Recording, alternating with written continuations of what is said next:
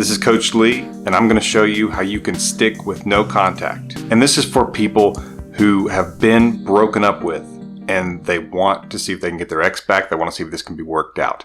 If you did the dumping, your job in most situations is simple. You reach out, you apologize, and you ask them if they will take you back. The best way to do that is to ask them if they'll meet you face to face for coffee or lunch or something like that and mention it then. So I'm talking to the person who's been broken up with. I'm going to share with you a few pitfalls that could cause you to break no contact. It could make you just feel like you have to.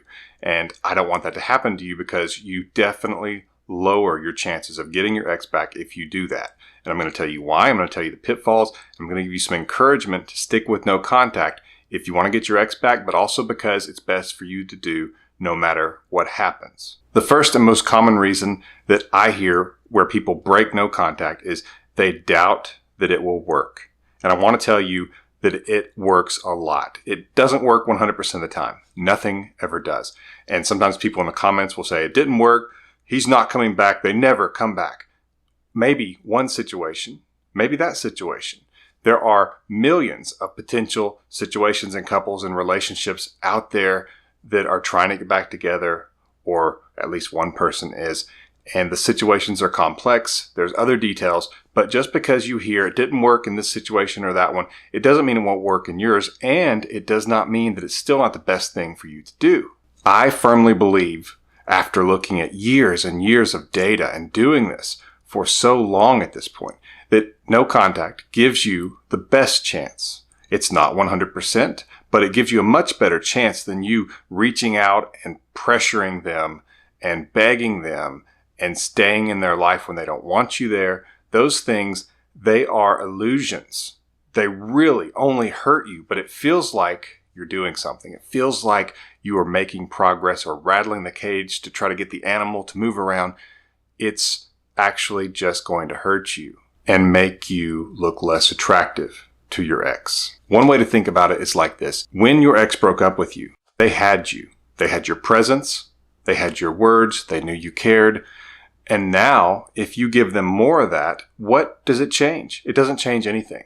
So we actually are doing no contact because we are giving them the breakup and letting them see if that's what they really want. If you don't give them that, then they just see it as something you are preventing them from having. And you don't want to be in that position because then it just glamorizes the idea of them being away from you and being able to be with someone else or be single for a little while and play around and look around. You don't want to make the opposite of being with you look more attractive. And that's what you do when you basically stand in their way of the breakup. Because once someone wants to break up with you, you can't just talk them back into it. If that works, it's very temporary. It's usually a day or two. And then the person usually resents you much more, and that's when you get blocked. And you get blocked because they just don't want to deal with you anymore. And so they will just make it to where you can't contact them. And even then, your best bet is still just not to fight it, not to try to find another way to talk to them, to just let no contact stay as it is. Let yourself stay blocked. And a lot of times you'll see they'll unblock you because there are ways to get to them and they know that. And so if you're not doing that, then basically in time the smoke clears and they can start to peel back that layer a little bit with the places where they blocked you. So keep that in mind. Using no contact also shows strength. It shows them that you can stay away, which makes it believable that you could move on. And it's the only thing that will make it believable because at the moment, as is true with almost all dumpers, 99%, they think they could get you back whenever they wanted to. They see you as beneath them to some degree on the scale of attraction, and they assume that you will be waiting for them. And if they ever do decide to come back, you're like an insurance policy in case they made a mistake, and you don't want to be that. And the more that you contact them, check on them, pester, pressure, beg, plead, stay in their life, the more you show them that that's actually true, that they could just get you back, that it could just take a snap of their fingers and they could get you back. And so there's no pressure on them to come back to you. They don't feel like there's any sense of urgency. Why decide now? Why not just date around? He, she is waiting on me, so I can just do whatever I want to do, and this person will be there if I ever choose I want them back. That certainly doesn't make you look attractive. It's not what you want them thinking. It is what they're thinking when they break up with you and shortly after, especially during that relief stage that I talk about. And if you'd like to learn more about the stages your ex goes through during no contact, I have a video on that, coincidentally called Stages Your Ex Goes Through During No Contact. I'll link to that in the description below and you can take a look at it. But just know that no contact, whereas it's not a guarantee, it is your best bet, because giving them more of the same is not going to work when they have already shown you that they don't appreciate or want what you've been giving them. But when you stay away and they actually can feel that they could lose you, then they have to take an honest assessment of how they really feel about this, which is something they haven't had to do if you've been begging and pleading and pestering them, because they knew they could take you back. All the power was with them to decide if the relationship continued or not. It wasn't about you and them deciding together. They were the one who would decide, and they would just say yes or no, because you don't have any control. But when you show that you could be lost, that you could move on, you take back a lot of that control.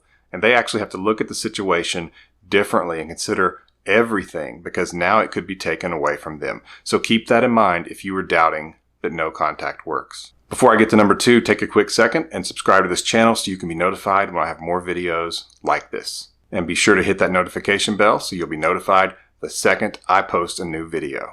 The second reason I see where people can't stick to the no contact rule is that they miss their ex and just want to reach out to feel their presence, to feel that contact and communication with them. And they're missing intimacy because you're used to hearing the day-to-day of your ex. You're used to hearing about how it was at work, how it was at school, what's going on with pets, friends, family, and now you're not getting that. And so you're missing them, and you're missing the intimacy you shared with them because you're in the dark now. And so when you compile this onto the fear that you're losing them forever or that you already have, and now you're missing them, it can make you just give in and contact them. But what you're actually doing is setting yourself back even further, and you're giving away your potential future for present and temporary satisfaction. And you are probably not even going to get that. So many people will tell me, I regret so much that I reached out. Because either the ex said, leave me alone, or they didn't respond at all. Or it ended up being where when you heard their voice, when the person who's been dumped heard this other person's voice, that they started getting emotional and started begging, come back, please, we can do this. And then it resulted in basically a fight where they felt they had to defend themselves against the other person's desire to get back together. And you don't want them to feel like they have to defend themselves against you, because then it seems like you two are on opposing sides, and that's not a good thing. And listen, I understand that you miss your ex. That's perfectly normal and natural, and it takes a lot of strength and courage to be committed to staying in no contact. But you have to decide and bet on yourself that you, if you give them the breakup, you will come out victorious one way or the other. They will either see that your presence mattered. They will actually see that they don't want to be without you and they miss the relationship, or they won't. But you're not going to fix what they broke. It's not your place. And if you have to do that, if you have to chase them down, that's the life you're going to have in the future. Because if that works to get them back, which it rarely does, usually it makes it much worse. I'm talking 10% or less of cases will you pursuing them get them back. And that's usually just to get you to be quiet. It's usually just to get you to shut up about it so they can think and plan another escape. And then you feel like, well, I gotta go chase them again. And it becomes this horribly stressful, traumatic, emotional experience for you. And it makes things even worse. And it also shows them that no matter what they do, you will come after them. You will chase them.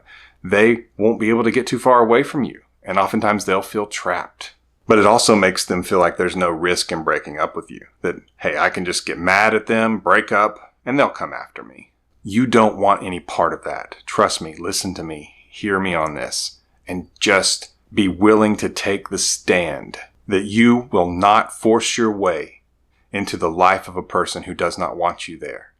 You will let them have a life without you if that's what they think they want, and you will give them a chance to come to their senses. I understand it takes a lot to get to that point, and in some ways you have to be a bull in a china shop. You have to be willing to lay it out there and risk that you at least will not be doing anything to get them back in terms of what it looks like. Your pursuit of this person is over until they come back to you. And that's how you have to view it. Sometimes to get what you want takes extreme measures. And this may feel like an extreme measure. It may even feel like a game, but it's not. It's a mature response when someone does not want you in their life. Because what do we call people who try to force their way into a house or try to make you do something you don't want to do? We certainly don't call them lovers. We want to get away from them. We call them dictators. And so be careful in that you don't come across as the one who is the dictator and saying, I don't care what you want, this is what I want, because that's not attractive either. Show your ex that you will not chase them down if they leave, and they won't have incentive to leave later on to try to make a point to you or just thinking that they can have free license to go see what it's like. Let your ex experience the consequences. And sometimes that means that you will experience some consequences too. In this case, it's missing them, and you have to just reason with yourself and stay committed. The third way I see people break no contact and feel like I just can't stick with it is they become impatient and they try to force things. So basically it's like it's taken 3 weeks, it's taken 5 weeks, and my ex hasn't come back yet, so I'm going to contact them. And I'm going to just talk to them. And basically it's abandoning the whole idea of no contact anyway because it's not working quickly enough for you.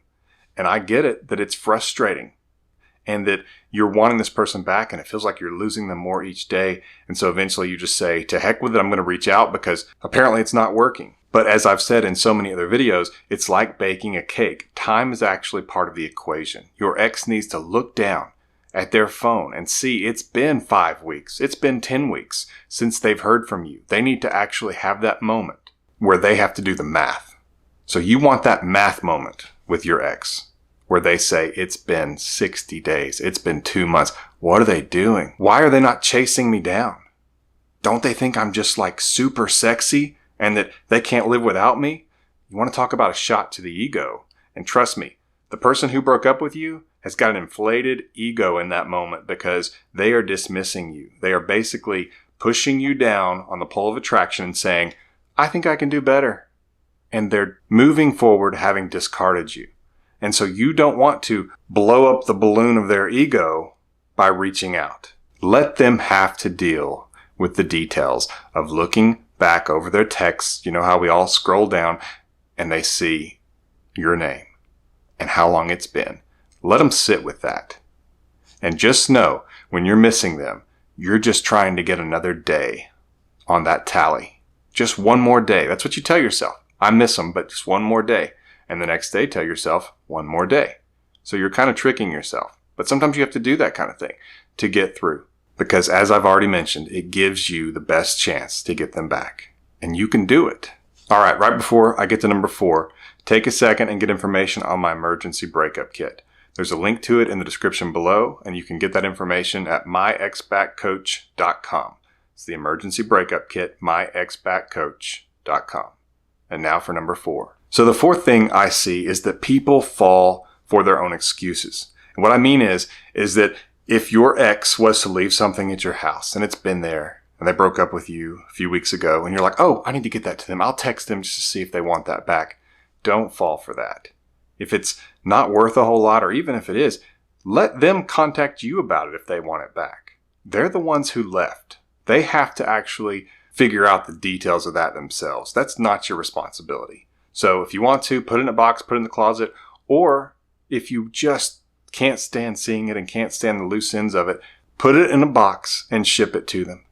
Just get it over with. But don't talk to them about it. Don't send a text and say, hey, I'm shipping your things. They'll know it when it arrives on their front porch. And don't fall for the birthday wish thing. I have an entire video on that, and it is helpful to watch because I explain it out in significant detail. But basically, they don't get the privileges associated with being yours anymore. And so that means you don't wish them happy birthday. You don't congratulate them on a promotion or graduating or getting the lead in the local community play. You don't look for little excuses to reach out because I know what you're doing. On a coaching call, somebody will be like, well, I just thought I'd reach out to him for this, because of this reason. I know what the real reason is. I understand it, and I've been in your shoes.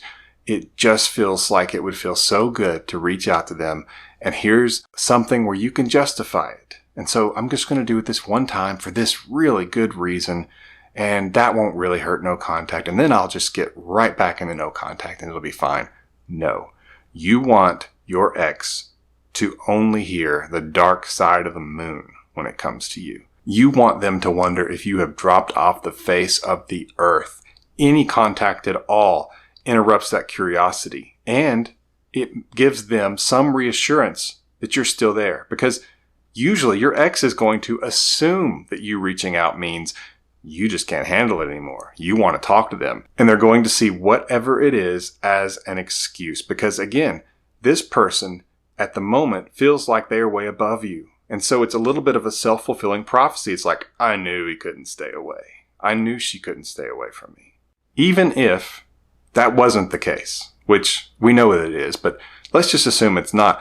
Your ex will assume that. And all that does is push you down further on the totem pole of attraction, or it puts you back where they thought you were, because maybe you had been able to rise up a little bit while you've been doing no contact. Well, now you reach out to them and it's like, oh, good. Okay, that's where I thought they were. All right. That's how your ex thinks. Trust me on that. So don't fall for that. Don't fall for your own excuses. Let your head lead, not your heart.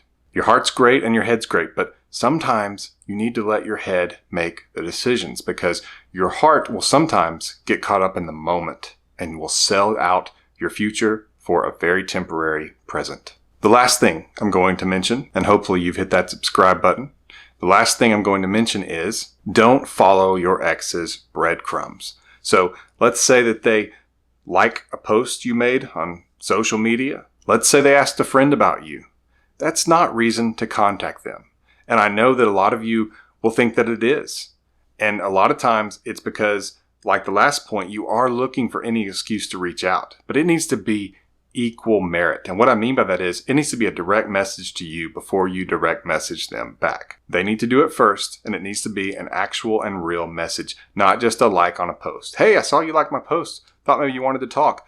Do you know how bad that will make you look? It seems obvious to me, but I've been doing this for a long time and I've seen so many situations. So I get that it won't look that obvious to you and you're hurting and you're like, oh, here's an opportunity to reach out and I don't want them to think that I didn't notice. Let them think you didn't notice. Let them think your life is so wonderful that you weren't paying attention to who liked your post on Facebook. Don't let them think that you were just waiting, hoping for some little crumb from their table. All that does is show them that they have got you on the hook still, because they are just so sexy and desirable, and all you can do is think about them, and you are sensitive to any movement they make.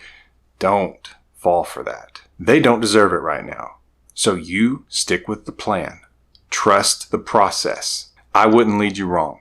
This is the best chance you have. It's not 100%, but giving them the breakup is the best chance you have. It's the way to respond to a breakup with dignity, with confidence, and with strength. And I have seen it work so many thousands of times that I have lost count. You are strong enough to do this. You are stubborn enough to do this. And you are going to defy their expectations. Show them who they're messing with and come out stronger than before. This has been Coach Lee, and as always, thank you for watching.